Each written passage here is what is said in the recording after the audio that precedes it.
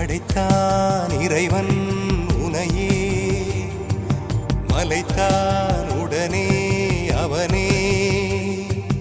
அழகை படைக்கும் திறமை முழுக்க உன்னுடன் சார்ந்தது, என் விழி சேர்ந்தது. விடிய விடிய மடியில் கிடக்கும் பொன்வினை உன்மேனி மீட்டட்டும் என் மேனி. விரைவினில் வந்து கலந்திடு, வீரல் பட மெல்ல காணிந்திடு.